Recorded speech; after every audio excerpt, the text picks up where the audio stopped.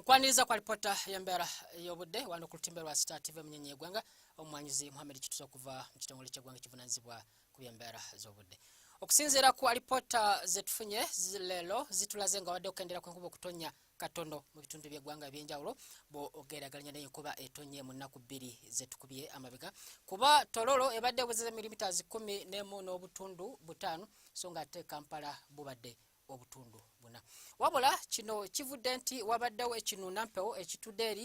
ebukiika kono ku Seguyanja buyindi nga kigezaako okutangira empewo zandibali zikutanga zolekera ensi yatu so nga ate era waliwo ne ekitamu ekitudde eri kasongezo k'obukiikadde bwa Summersing Africa nga kigezaako okutangira kikungunta bw'empewo y'enkuba ezandibali zikutanga zolekera ensi yatu. Wabula yatugeze mu maaso ne tekenenya ku mbeera y'obudde nga bwe yakedde mu CFA ebitundu by'eggwanga ebisinga obungi omusana gubadde gwakanga gukubakubamu wadde nga zigenze okwera sanga munana ez'omutuntu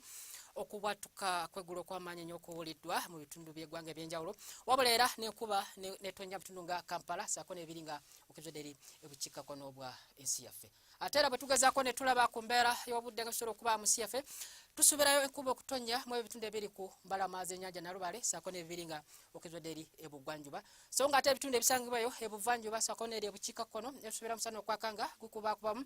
wabula tusuubira enkuba eno okweyongera okutonya mu bitundu by'eggwanga ebisinga obungi mu biseera by'olweggulo awamu n'ebbugumu okuba ku Celsius 26 so nga ate eri mu Karamojja 29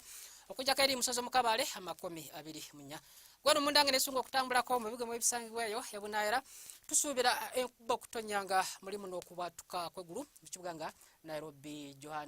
Addis Ababa saako n'eri mu Lagos so nga ate eri mu Beijing naye tusuubirayo enkuba okutonya wamu n'ebbugumu okuba ku Celsius 5 kale ebisinga kagenda ku mutimbagano w'ekitongole kyaffe nga bugula ku timbe lwa Star TV munyenye y'eggwanga asula bulungi weraba.